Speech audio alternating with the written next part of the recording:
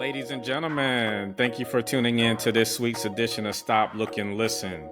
I'm your host, LaTroy Gardner. This week, we have a special guest. We have author, educator, speaker, former child actor. We have Eugene Williams. Welcome to the show, Eugene. Thank you. Welcome. I'm glad to be here. Appreciate you for welcoming me. I'm just honored to be with you today. Oh, sure. It's a pleasure to have you. So, like we said, author, educator, motivational speaker, and child actor. So, just kind of take us on a biographical snapshot into the life and times of Eugene Williams. All right. Eugene Williams Jr., born 1969, May 24th. Spent a few years in the Miami area because I was born in Miami. When my father got a job, my father, the late Dr. Eugene Williams Sr., got a job at Howard University. We moved to the D.C. area. Spent many years there off and on. After my parents' divorce, in about seventh grade, moved back to the Miami area with my mother, the late Helen Marie Barbary Williams. Spent some time over the course of my schooling. When I was in the Maryland area, I was a student at the McDonough School in Baltimore, Maryland, and then I was a student in Miami at the Ransom Everglades School in Coconut Grove, Florida. So then, upon graduation in 1987 from high school, went over to Emory University and spent 4 years at Emory University, enjoyed that. Over the course of that time, decided to move back to the D.C., Maryland, Virginia area with my father. Lived there for several years. Did a lot of different jobs. I was a substitute teacher for a while. I was a singing waiter on a cruise ship, dinner cruise ship for a while. I was an SAT tutor for a while. Got married in 1998, 97, excuse me, 97. Okay, you don't want to get that wrong. Mrs. Williams would jump on me. Oh, she would jump on me. Got married, you know what I mean? You gotta be, woo! Got married in 1997. And then spent some time as a teacher at Tech World Public Charter School in Washington, D.C. Then moved back to my father's hometown of Orange, Virginia, where I was an English teacher at Orange County High School. Then became an administrative intern at Massaponax High School, which is basically principal working for teacher pay. Then became an assistant principal in Orange County again on the middle and high school levels. And then the last 5 years, my last job in education was as principal of Cumberland High School here in Central Virginia. So There's many things that happen in between that, and we'll get into those things. I want to give you the broad strokes. That's what was going on. Okay, cool. So, as you just outlined, your experience spans across various roles in education, from teaching to school administration. How has this journey influenced your perspective on educational reform and student success? Well, I think one of the things that we have to realize is I think teachers and administrators, number one, need to be easier on themselves. There is no greater critic of the education system than what comes from us educators. We understand the importance of what we do. We understand how critical we are to the positive impulses that happen in society, especially with our young people.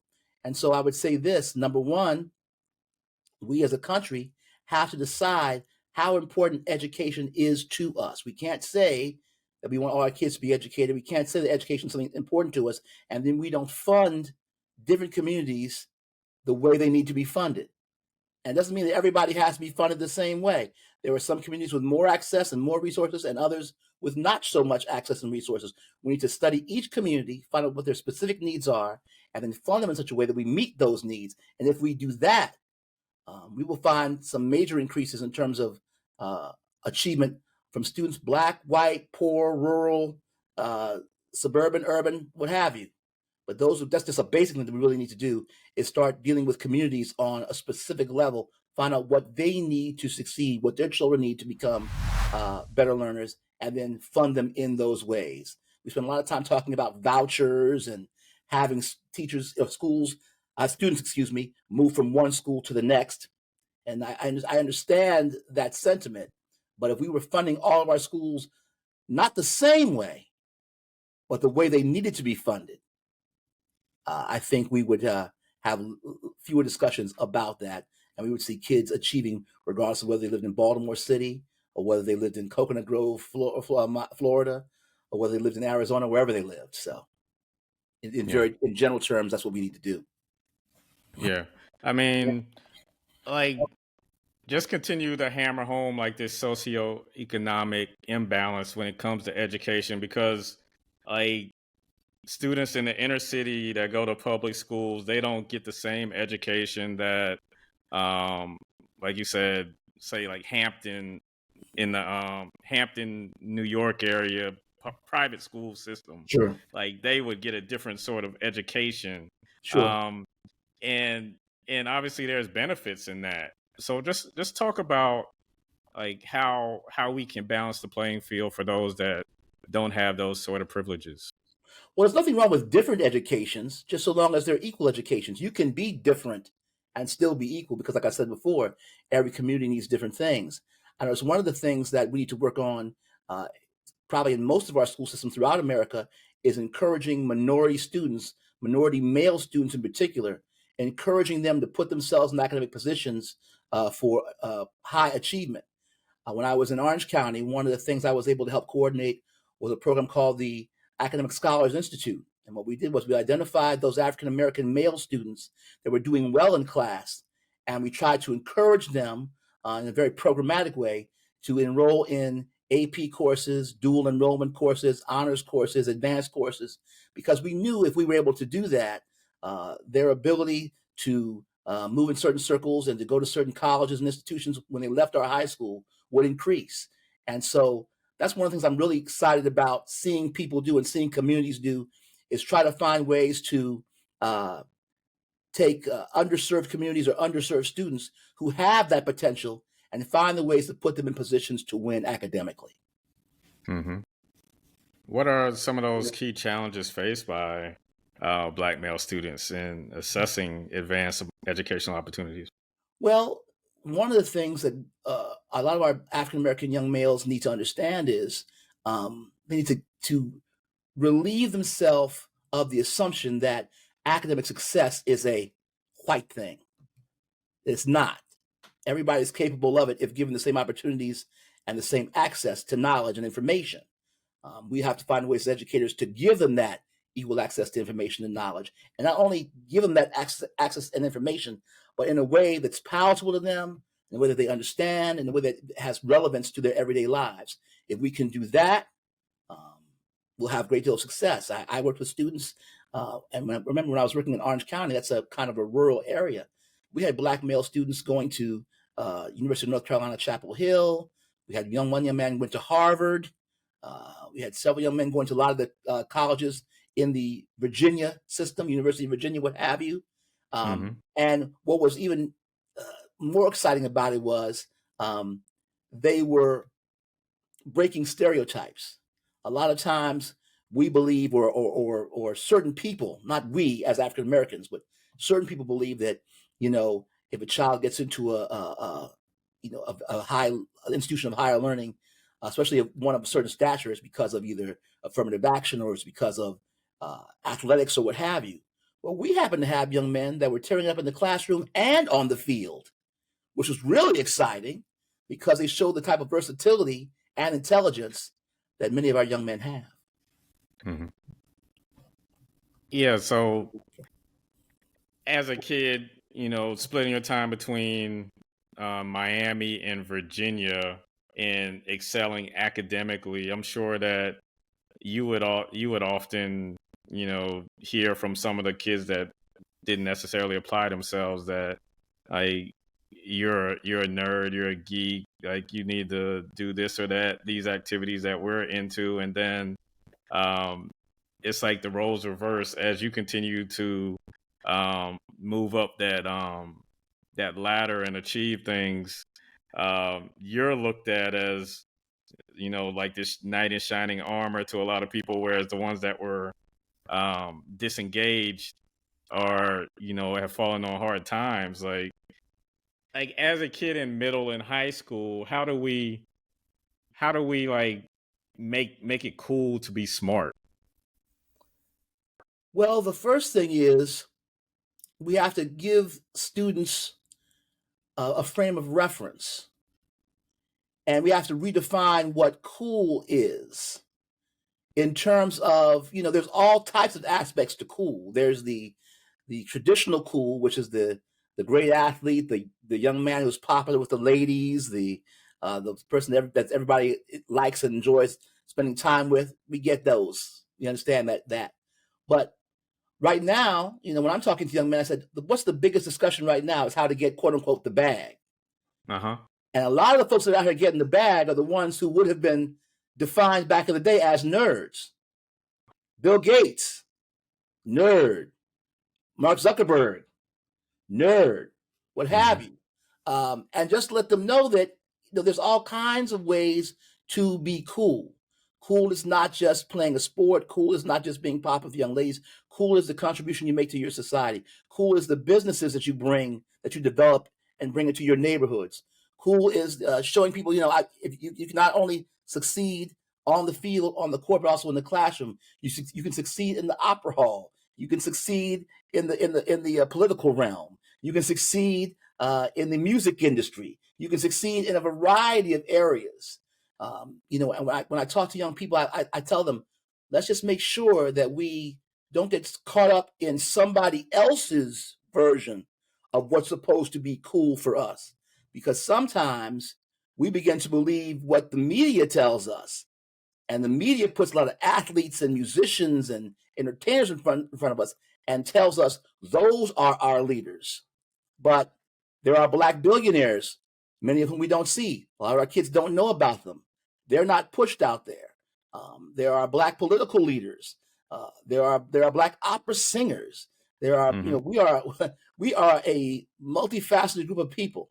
We can do a lot of things. In fact, what history has shown, if you tell Black folks what the rules of the game are, whatever the game is, once we know the rules, we can get in there and master it. There are significant and many incidents and uh, uh, stories of that happening, whether it be Tiger Woods in golf, whether it be Hakeem Jeffries in politics.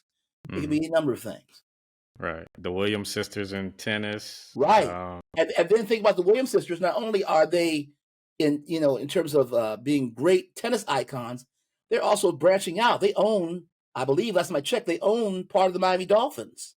Yeah, they do. So, we have Magic Johnson, who's part owner of the Commanders, the Dodgers, and anything else he puts his hands on. We have Mhm. Shaquille O'Neal, who owns Brooks Brothers and Century 21 and the rights to Marilyn Monroe. So it's all over the place. It's greatness is there for you if you want to grab it, no matter where you come from or no matter what your situation is.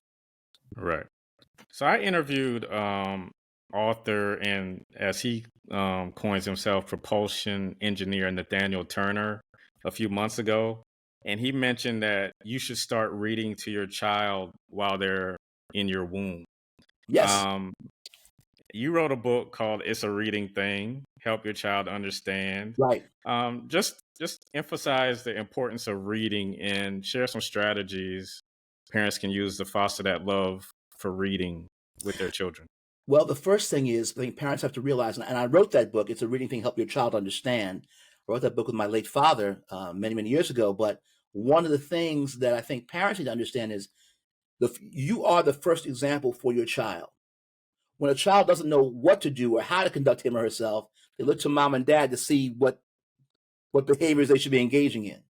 And so the behaviors that you show them are going to be a clear indication of what type of behaviors they'll be producing and showing in their youth. So Mhm. I remember the story that my father tells of my grandfather Victor Williams, who left school at a very, very young age to help his family out. Um, wasn't a particularly strong reader, but in the morning would have newspapers and have things in front of him as if he were actually reading. And my father said, I think he did that because he was hoping that even though maybe his skills weren't that strong, that we would see that and decide to pursue that way of learning and thinking and disseminating information. So that's a major issue. Also, we have to remember, parents, if kids see you enjoying reading, they'll enjoy reading too. If kids see you enjoying watching TV, they'll enjoy TV too. If kids see you enjoying sports, they'll enjoy TV too. You are their first role model, so whatever you're into, by default, they're going to be into, at least in the early stages, in the formative stages of their lives. And so it's very important to read. It's very important to learn how to decode, first of all. And a lot of schools have gone away from this. The whole idea of phonics and decoding and phonemes and digraphs and blends and prefixes and suffixes. It sounds very basic upon first hearing, but when you blend all those skills together at an early age and can decode and actually read words, then when you get to the middle and high school years and you have to engage in comprehension skills like main idea, like sentence completion, like vocabulary and context, like inferences, things of that nature, it becomes easier if you have the basic reading skills to begin with. A lot of times I see teachers on social media talking about these kids can't read. Well, time out. And this is a Googleable fact. Uh-huh. 46% of all Americans, regardless of age, regardless of race, regardless of socioeconomic background, 46% of all Americans read at the 6th grade level or lower. So it's not just your students can't read, America doesn't read as much as it should. Wow. And that's a major thing we have to think about and consider. So rather than lament the fact that these kids can't read on grade level, that's what you're there for, teachers. Meet them where they are, help them to get to that level. And that's not to blame teachers. There are a lot of things that teachers come up against every day. It has to be a teacher effort at school, has to be a parent effort at home. I need our parents to encourage if you have a young man or young woman that likes to read novels, read newspapers, read books, don't kill that in them. Don't say, what are you reading for? Don't be such a nerd. Don't be such a unusual kid. Don't kill that desire in them, because it's going to serve them well in the long run, and serve all of us well, especially as African Americans, in the long run, in terms of the things we have to come up against as the years pass. So Mm-hmm. it's very important to make sure that kids are encouraged to read and know how to read. And those are some of the things we talk about in the book. Also, we talk about the importance of vocabulary development. Very important. A lot of school systems, parents, communities are, down on the whole idea of learning foreign languages, and they shouldn't be, because especially when it comes to the Romance languages like French, Spanish, Italian, Latin, many of the words in those languages serve as the roots for the English language. If you know that the French word for window is la fenêtre, if you know that the Latin word for window is fenestra, and if somebody tells you this person made me mad, so I defenestrated him, you threw him out the window, and you didn't have to read that or figure that out. You happen to know from the language you have of other knowledge you have of other languages how to figure out what words are being used in the English language. And we find cases of that over and over and over again. And so we find that students that are taking French, taking Spanish, taking Italian, taking Latin are performing very well, performing at a very high level on vocabulary tests, especially vocabulary-specific tests like the SAT used to be. So it's very important. Reading, vocabulary, all those things come into play. We also know that if you can read, you can do a word problem and then translate it into a mathematical equation. If you can read a science textbook, it's not a problem for you. If you can read, when you get to Shakespeare, you'll be able to see past all the forsooths and all the other mumbo jumbo and understand exactly what Brother Shakespeare was trying to say. But it all Uh, comes back to the ability to read and decode at a very early age. I was blessed. I started reading at the age of 3.5. Um, and while I was blessed, I don't believe that I have to be an unusual case. That's in all of our young people if we encourage reading at a very young age. right. Yeah. So, like, with that, do you feel like it's past time that parents live up to that time honored belief that they are their kids' first teacher and most important teacher? Um, it's well, it's past time, but I think parents, if they're honest with themselves, have always known that. But there are a lot of things that come into play with regards to that too. One of the things I tell parents is please do not allow the negative experiences that you had as a student to affect the way you teach your student, your child, to relate to his or her teachers. Don't Hmm. do that. Everybody's story is different. Everybody's story is new. Maybe your teachers were mean to you. Maybe you didn't get along with them. Maybe they didn't believe in you. And that if that was the case, that's a terrible situation to have gone through. And my heart bleeds for you. But your child has to live his or her own story, has to have their own relationship with their own teachers.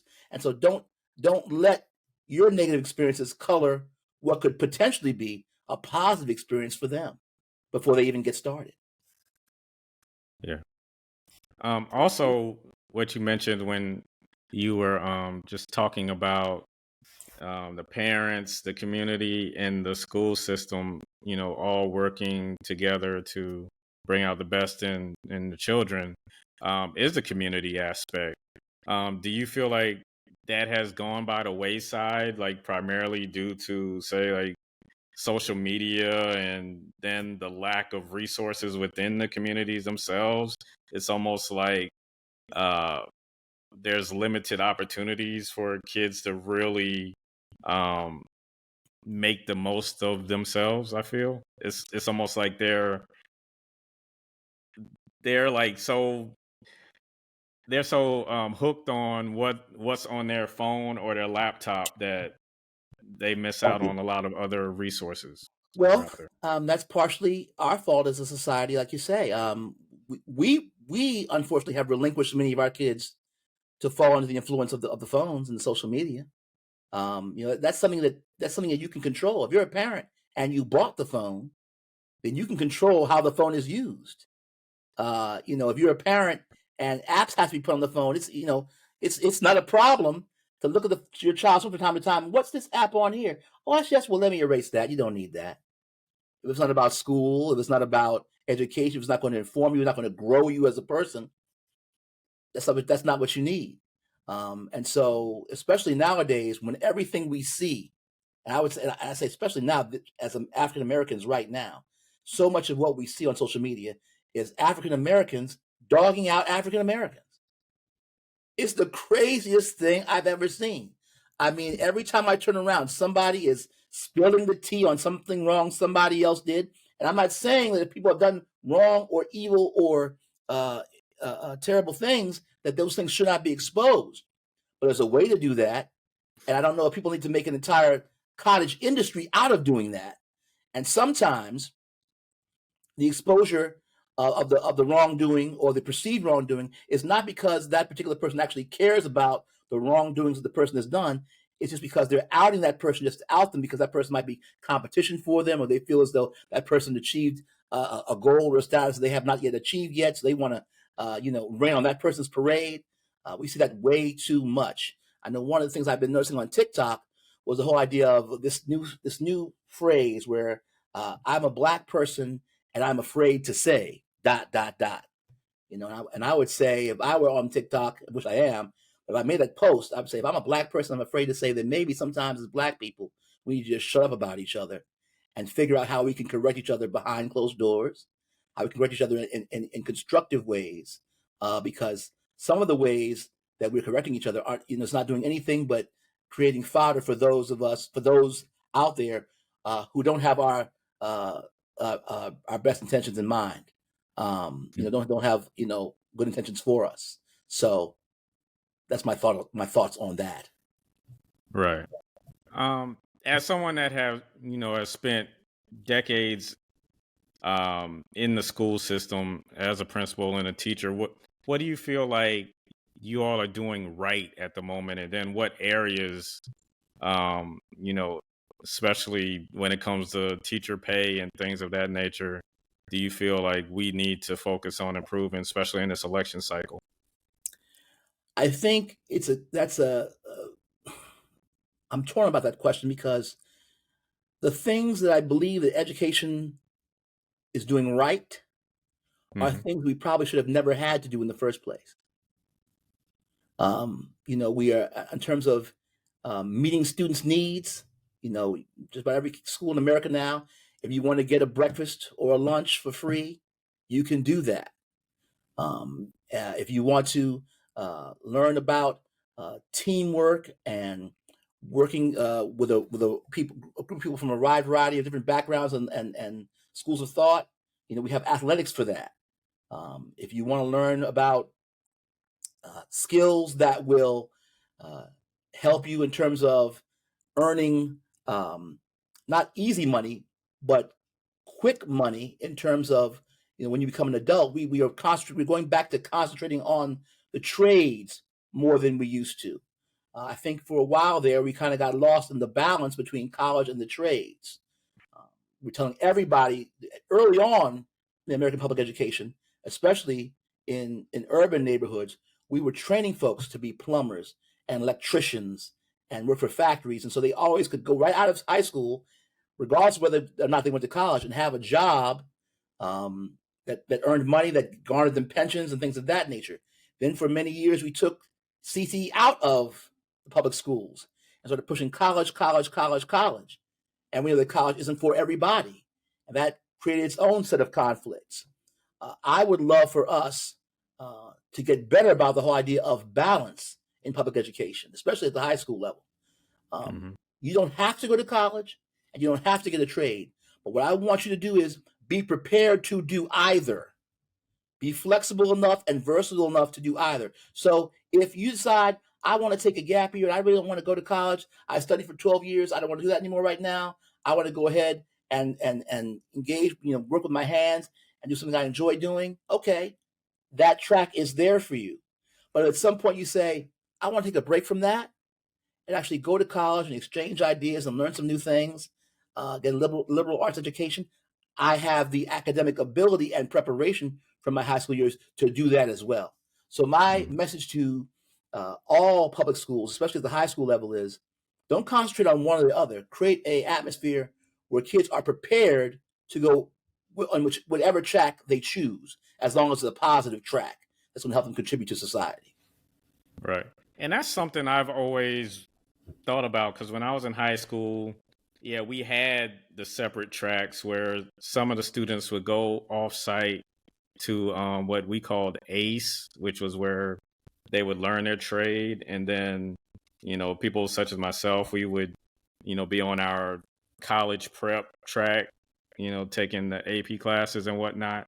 And I've always like wondered why there wasn't some sort of path where you could do both. You could learn a trade, and if you wanted to go to college, get a business degree, do that as well. So where you could open up your own plumbing business, or um, if you wanted to have your automotive business, junkyard or whatever, you have the skills to operate it from both sides, as the businessman and from the technical physical side of it. Well, I think high schools are beginning to do more of that nationwide. I know in Virginia, um, everybody has to take in high school a class called economics and personal finance.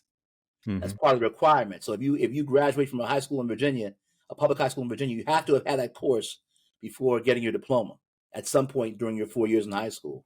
And I think that more school systems throughout the nation are beginning to kind of push in that direction to give students knowledge about money and spending and stocks and bonds and entrepreneurship and all those things prior to leaving high school. That's another thing I think that we're doing well or doing better, and I appreciate our schools for doing that. But we could always improve. We're not perfect. We're all human beings. Teaching is not an exact science. I want to tell teachers, what works for one teacher might not work for others. Some teachers are better at building relationships with students. Some teachers are better at breaking things down and explaining things. Some teachers just command respect because of the way they carry themselves and who they are. Every teacher is different. Here's what I will just say. As long as your kids are showing growth and learning, you're doing something positive. Dr. Todd McLean provides periodontal and dental implant services in 2 convenient locations. They offer over a decade of experience treating patients, and appointments can even be scheduled in the evenings, weekends, or early mornings. Give them a call in Chapel Hill at 919-537-9774 or in Durham at 919-484-8338 or visit them online at gumsandimplants.org.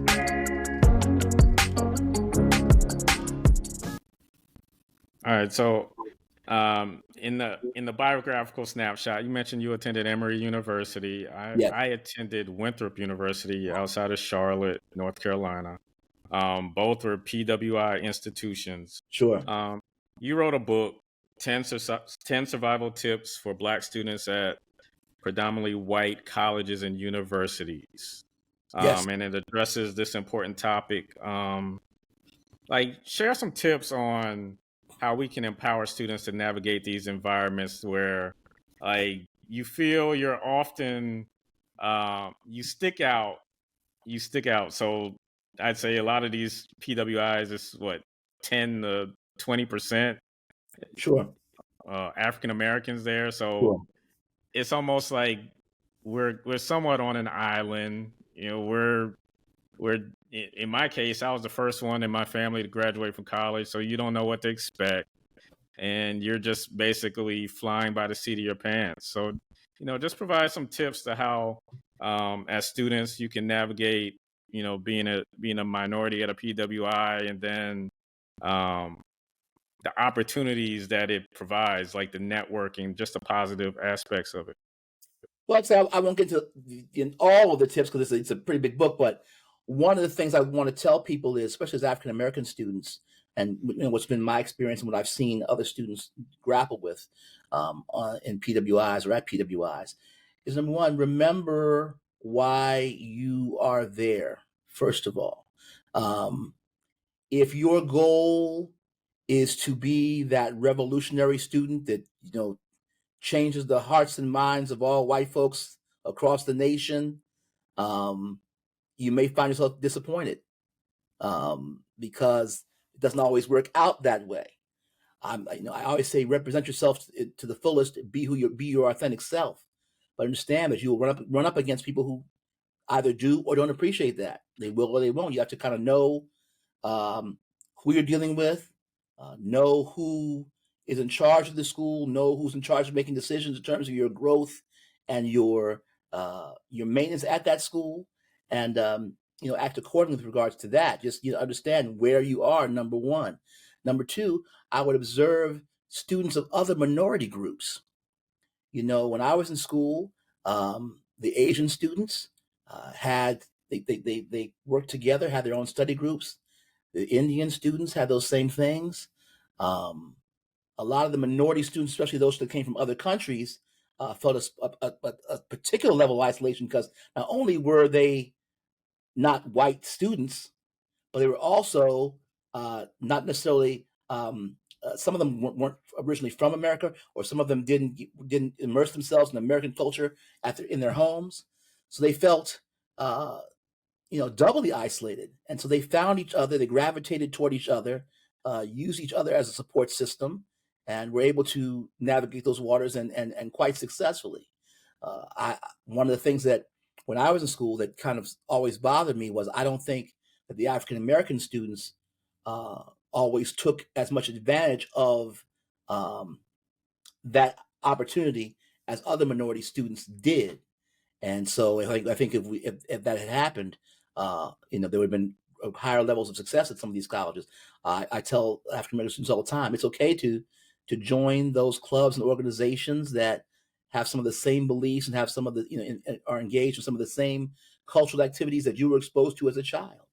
You say what you want to about the Divine Nine, I'm a member of Alpha Phi Alpha Fraternity Incorporated. So is my dad. I have friends who are Omegas, friends who are Kappas. My wife was a Delta. My mother was an AKA. And I can tell you that had it not been for that group of brothers and their friendship and the sense of belonging I felt to that group when I was attending Emory University, there would have been a lot of things that would have been more difficult for me to deal with. I wouldn't have had anybody to bounce those issues off of. It's always good to be able to sit down in a private area and say to another person who has the same experiences that you have, oh, I'm not alone in this. This is not just happening to me. It's not just me. These things are actually occurring. So how are we going to work together to help each other work through these struggles? So it's just very important. Just make sure that you just know where you are, know who the power brokers are in the university, know who the organizations are that meet your needs, emotionally, socially, and then use those opportunities to get through what can be a very daunting experience at times. Good advice. Yeah. So, when did you leave the classroom or the school system? Just this past June 2023. Okay. So, just talk about the COVID years, like the adjustments that you had to deal with when it came to the remote learning culture and the adjustment not only for the teachers but for the students. Like, what did you notice firsthand? Well, first thing we had to do is back in 2020, when it first hit us, we kind of knew at the building level, because we had been having discussions about it with our superintendent, my fellow principals. We knew that something was coming in terms of, because we kept hearing the stories about COVID. We didn't necessarily know how it was going to affect the school system, but we knew there would be an effect. March of 2020, I believe, on a Friday before spring break, I got a call from my superintendent and was told that we're closing down school for the rest of the year. Okay. So then I have to make the announcement with about an hour and a half lead time to tell the students, we will be closed. We will not be returning to school for the immediate future. I will let you know through social media and letters and phone calls or what have you when we'll be returning. Of course, I was a little bit more artful in my presentation than I am right now at the interview. While I'm talking to you. But that's basically what I told them. And so just continue to stay by your phones, continue to stay on social media, because we were big users of social media, especially you have to be now as an educator. You have to, because you got to reach parents, got to reach kids, got to reach the community. I said, be aware for our next set of plans, and we'll tell you what we need to do. So it turns out the students did not go back to school the rest of that school year. And in Virginia, basically the situation was whatever your grade was as a student in terms of your actual transcript, whatever your grade was at that point in March, when you were told that we would not be returning for the rest of the school year, that was your grade for the rest of the year. And you were going to come back next year and just start fresh and new, with a new set of classes. That provided its own set of problems for many of our teachers because they didn't think that was fair. And I understood why they didn't think that was fair. But sometimes you have to work within what you're told to do. That's one of the tough things about being an administrator sometimes. You have to do what you're asked to do by your superintendent, what you're asked to do by the state. So it is what it is on that.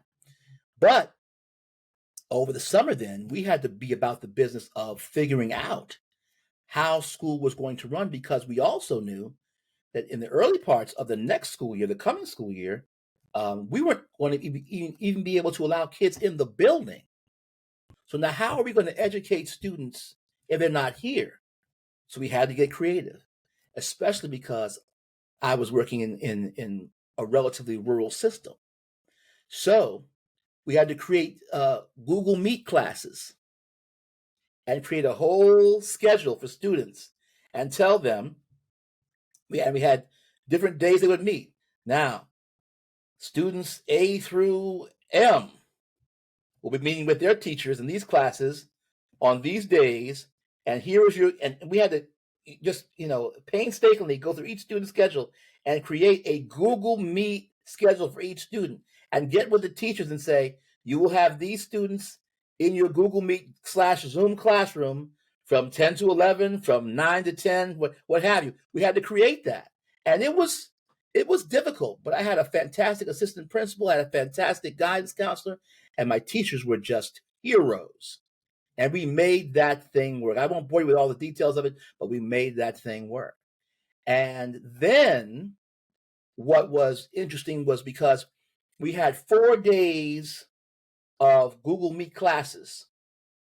And then on Fridays, because a lot of times the teachers would come to the school to do their Google Meet video sessions, but they didn't want anybody in the building on Fridays because that's when they did their deep cleaning.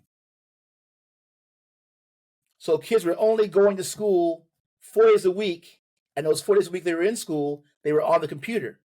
The best thing about that, though, was having the opportunity to get into those Google classrooms, sneak in, and they see my face on the screen. Mr. Williams, what are you doing here? I said, just observing classes, seeing what's going on, kids, what's happening. And, I would notice that when they saw me in the Google Classroom, all the screens that were dark, because they didn't want their teachers to see them, also I see them. Oh, yeah, I'm here, I'm attending, I'm here. And so that was great. But the parents were very helpful. The kids were helpful. It was tough on the entire community, but we got through that. Plus the fact that even though we didn't have kids in the building during that time, we were still in charge of making sure they received lunch and breakfast foods. So throughout the community, at different little outposts, there would be the middle school principal, and then the high school principal, another location, and then the superintendent, another location, and then the elementary school principal, another location. And we would be handing out bags of food, sandwiches, juices, what have you. For the whole week. Some parents would come and say, "Can I have 5 bags? I'm not coming back the rest of the week," and we would make that happen. And God bless our food services staff. They were great. They were fantastic about that. So there were all kinds of things we had to do. And then after that, if some kids didn't have strong Wi-Fi or didn't have a computer access or what have you, we either had to create little discs with the lessons on them or paper work packets that we would mail to the students, call them on the phone, tell them what needed to be done, and they would mail them back to us. It was something else. It was something else. So we get past that. We get through that era.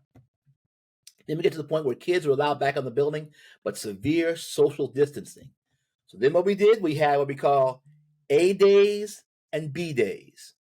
The south side of the county, all those students would come into the building on Mondays and Wednesdays. The north side of the county would come to school on Tuesdays and Thursdays. And Friday was once again the deep cleaning day. And so, they would come in and they had to, when they were walking in the hallway, walk 6 feet behind each other. When we had them at the lunch line, we changed little stickers on the floor. So we had little stickers on the floor denoting 6 feet boundaries. I mean, we did the whole thing.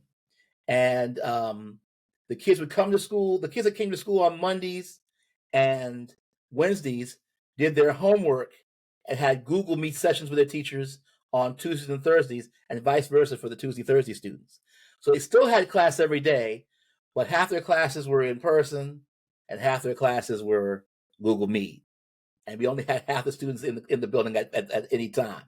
And that particular year, we had 2 graduations even, because we still had to maintain social distancing. So we had A-day student graduations, which was I think 9 to 11, and then B-day student graduations from about 12 to 2, noon to 2. So that's it in a nutshell in terms of what we had to do to make it work until we were all allowed to be back in the building. But God bless the teachers and the kids and the community. It was truly an example of what can be achieved when communities and teachers and parents work together. And we Right. spend so much time seeing in social media and seeing on TV teachers and students and parents being at odds. And at some point, I hope that all of us realize that the only way we're going to make things better is to realize that we're a team and we don't have anybody else but us to make this work. And that's regardless of race, creed, or color. That's just community wide. All we have is us. Hmm. Wow. I Yeah, just getting the story from the front lines, it just it's incredible, just all of the obstacles that was put in front of you and still able to do what you do best. Like that's a book right there to me. Oh, no Hey, question. I'll tell you this. Here's what we actually learned about that. You mm-hmm. know, we did the Google Meet classrooms. There were some students that said to me privately, Mr. Williams, we could do this forever. My grades are better now than they've ever been. Because some kids didn't have those distractions of being in the building with hundreds of people and then having to worry about certain situations where the cliques and the groups and you know how the Mm-hmm. normal high school stuff, the bullies here and there and the misunderstandings and all that. Some kids really flourished. Uh, Has the homeschool numbers gone up as a result of that? Not in the district where I was working because it was a rural district and they depended greatly on the schools because that was also a strain on the parents too, that to be home. You know, a lot of them had to work and had to just have confidence in their kids that they were actually logging in from home uh, when they have the opportunity to. But I can tell you nationwide, homeschooling and microschooling is on the rise. I was reading about one school system in Florida where there was a principal and a group of teachers who left the school system and formed their own micro school. Mm-hmm. And their kids were achieving, in a mighty way. So there are all kinds of options that are on the grow right now. The traditional model of public school, it probably won't look the way it looks now in 10 or 15 years. Incredible. All right, so as we prepare to start winding down, I definitely wanted to, I think, steer you in this other direction. So, what's something about you that people would find most surprising? Well, I mean, of course, it would be the fact that I was a child actor from about the ages of 4 to about 12. When I was a little kid, a young man, I was in several national TV commercials that you might not remember, sir, because you might be I think you're a little younger than I am. But some of the old heads out here might Uh huh. remember the very first Jello pudding commercial with Bill Cosby back in 1974. I was a little black kid laughing like a fool next to Bill Cosby, Mm-hmm. having a great time with Pete with pudding in my hand. That was me. I was the first purple grape in the very first Fruit of the Loom underwear back to school campaign ads back in the mid 70s. I did Scope mouthwash commercials, Kentucky Fried Chicken commercials, Sunbeam bread commercials, Utz potato chip commercials. I was in a variety of commercials. I was in movies. I played A.G. Gaston in the A.G. Gaston story. I worked opposite the late Ossie Davis in a movie, a biopic about Benjamin Banneker called The Man Who Loved the Stars. I was also a featured player in a movie called The Tap Dance Kid. I used to, during the age of 13 and 14, I was the children's correspondent for a local affiliate, Channel 9 WUSA, Washington, D.C., their version of PM Magazine. And I would go around the D.C. area to different things like apple orchards and science museums and all kinds of great places where kids needed to know about and learn about. So a variety of things that I've done. As you alluded to, I'm the author of several books. Um, the Raising the Milk Syndrome: 10 Survival Tips for Black Students at predominantly white colleges and universities. I did a book with my father called Grounded in the Word, where we used that book to find the most 500 commonly used vocabulary words in the King James Version of the Bible, and the SAT, excuse me, and cross-reference them with the vocabulary in the King James Version of the Bible. So you can learn the word while learning about words with that book. Um, Also wrote a book called It's a Reading Thing, Help Your Child Understand. We talked about that briefly. So I've been doing a lot of things. With a book, a poetry book, an anthology book of poems, short stories, social commentary called Reflections of a Confused Middle Class Black Youth. So you can find me on Google and Amazon and all those great places, but I've lived a very interesting life. These almost 55 years have been fantastic for me. I want to shout out my parents too about some interesting things. I had a father, the late Dr. Eugene Williams Sr., who over the course of his life was the dean of Sojourner Douglas College, was a professor at Howard University, was the first director of test score improvement for the DC public schools back in the day. My late mother, Helen Barbary Williams, was an educator who was the regional language arts coordinator for Dade County Public Schools for a time. And she also ran for mayor of Miami-Dade County in 2008 and 2012. And with only $5,000 in her coffers, she went up against the incumbent who had $1 million, and she did not win, but she got 40% of the vote. Now imagine in Miami-Dade County, you have 5,000, you're competing against a millionaire, and you get 40% of the vote. That's big. And one final thing that folks don't know about my family is that my father, my late father, Dr. Eugene Williams Sr., if you've ever seen Lift Every Voice and Sing performed before an athletic event, you can thank him for that. My father started that movement back in 2017. It was him who encouraged the Washington Wizards to do it first, and then the Golden State Warriors took it on, the Brooklyn Nets took it on, the Boston Celtics took it on, and it kept growing and growing and growing and evolving. A lot of colleges did it, and now you see it before NFL games. And you can look that up too, Dr. Eugene Williams Sr., Lift Every Voice and Sing. So I've lived a great life. I come from great people, and I get to talk to fantastic people like you. Yeah, this has definitely been an experience. So, growing up as a child actor, a lot of times we hear about this curse of the child actor. How did you avoid succumbing to that curse?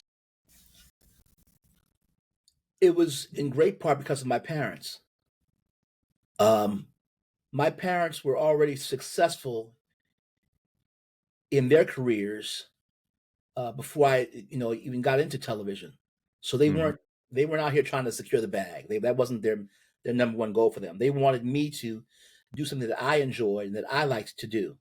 And it was very important for me to take roles that were positive, that were not stereotypical, that were representative of the fullness of the African American community. And so, when they saw certain things happening or certain people coming in my direction that they didn't like or they were suspicious of, they gave them the old Heisman, and just said, "No, we're not going to be doing that. Our son's not about that or those roles or those things." And they were able to see things before I saw them, and so they were able to kind of extract me from that at a certain age. And then at a certain point when I just kind of wanted to be a little kid or a normal kid again, and do the middle school and the high school thing. Plus, I was getting to the point where I was growing up and I was beginning to look different, and the roles I used to be kind of cute for, I was no longer cute for them anymore, and so I was changing, I was growing, and so I had the opportunity to be a regular student, and I probably enjoyed that just as much as my years in front of the camera, and so that was the way that they were able to do that. And I appreciate them for that to this day. There were some times we would even have little head crunches. Well, why can't I do this? This is going to be a great role, and I have a chance to work with this person. And no, son, that's not. One day we'll be gone from here, son, and you'll have to look at what you did then, and we want you to be proud of it. Right. And so that's how they kept me on the straight and narrow. God bless them. So you haven't had the itch to get back in front of the camera? Well, yes and no, because when you're in education, if you're doing it right, you're on stage every day. Yeah. You have to get these kids excited, get them interested in something they wouldn't normally be interested in, and find out how to, get them ready to roll and roll their sleeves up and get stuff done. And so you're always on stage. Teachers will tell you that. You are always on stage. You're never off. Even at the grocery store, you might just want to be chilling by yourself. buying your flaming hot Cheetos at the Walmart, and some kid rolls up on you. Hey, Mr. Williams, how you doing? Oh, how are you doing, young man? You have to kind of change Uh-huh. your whole image and your whole way of working and thinking. So, yeah, I have as a teacher, as a principal, um, uh, there were many times my acting skills were exercised. Let's just put it that way. Great. All right, so what do you find most rewarding in your journey? Finding ways to put people in positions to succeed. Period. That's what I'm all about. Everything I've ever done is to find a way to put other people in positions to succeed. Some would say that might be to my detriment at times, but that's okay. That's what I've always felt I was here for, whether it be teachers that worked for me, students that I worked with, people that I worked under. I want everybody that's around me to shine, because here's what I know and what I've learned over the course of these almost 55 years. When the people around you shine, you can't help but to shine. It's going to rub off. Eventually, everybody's going to know that. Gee whiz! Every time I see something good happen, this guy has something to do with it. There must be something about this guy. So it all works. And one thing I've also learned is you don't have to always look for the congratulations. Don't do that. Don't do that. Spread it around, because anybody that's achieved anything has not done it by themselves. There's no such thing as a self-made man. Whoever said that is a clown. There's no such thing as a self-made man. If you're in business, where would you be without customers? If you're a podcast host, where are you without listeners? If you're an actor, where are you without fans? So never believe your own press too much, because you're going to end up hurting your own feelings. It's been my experience. Amen. Okay, so Eugene, what's next on your plate? I know you have a vision board. Just talk about what you have on the horizon, and like the speaking circuit and things of Right that now, nature. I'm transitioning. I'm always taking opportunities to go out and speak to schools, organizations, students, parent groups, do keynote addresses for associations and public organizations. I'm looking for opportunities to do professional development workshops with teachers and educators about vocabulary development, because there's certain things that I've learned over the course of my time as an English teacher and a former Latin student and a former foreign language student myself, that helped me increase my vocabulary. In terms of strengthening my writing skills and my reading skills and my comprehension skills. So I want to continue to do that. I want to continue to work with school systems who are looking for opportunities to increase the enrollment of minority students in higher level classes, because we know that in a lot of cases, those kids that are in those higher level classes have a better chance of matriculating at some of these top flight universities. And here's what we know about education. Education can always be a great equalizer. They can take away your money. They can take away your home. They can never take away what you know. They can never take away what you can contribute.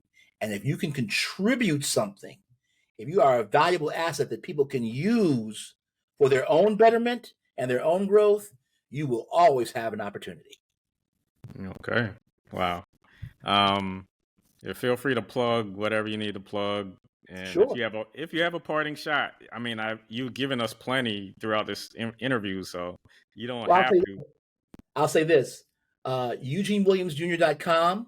You want to reach me on that website, EugeneWilliamsJr.com, and feel free to email me at support@EugeneWilliamsJr.com. Also, I have an Instagram, EUGWILLJR, and so you can hear some of my more informal ideas and suggestions on how to improve public education. There's a little humor in that, some seriousness, some anger, but you will always be entertained and enlightened. Also, check out my TikTok, which is simply Eugene Williams, Jr. And so you can see me on all those different forms of social media. And my parting shot would be this for everybody. One major thing you must remember: do not procrastinate, because you never know when the chance you pass up is going to come around again, number one. And when you procrastinate, the work that you have to put into things to make those chances come back around again are sometimes very exhausting. So never procrastinate. When a chance comes into your life to increase yourself or grow others, take it. Don't be scared of it. If you weren't supposed to do it, the opportunity wouldn't have been provided to you. The fact that the opportunity was provided to you means that you were the one that was supposed to do it. So that's what I'll leave you with. And I thank you for this opportunity. This is a fantastic podcast. I love your style, and I appreciate everything that you're doing with your podcast, sir. All right. Well, thank you. Thank you for your time. Thank you for the work that you've been doing to, shape and mold the minds of our future. I mean, just the trajectory of your journey from, Miami. So yeah, when you're back here, we have to do lunch or something. First and foremost. Shout out to my friends in Miami, my folks at the University of Miami. The first place I ever lived in Miami was in graduate housing because my father and mother, my dad was getting his doctorate, my mom was getting her master's, both at the University of Miami at the same time. Shout out to Coral Gables. Shout out to Ransom Everglades School in Coconut Grove, Florida. Shout out to 900 Northwest 179th Street, Miami Gardens Drive, and all my people out there in Miami. The city's so nice I had to name it twice. Miami. Eugene Williams, author, administrator, child actor, motivator, the whole nine. Thank you again, sir. Thank you, man. And for Stop, Look, and Listen, I'm your host, LaTroy Gardner. See you next week. Peace and blessings.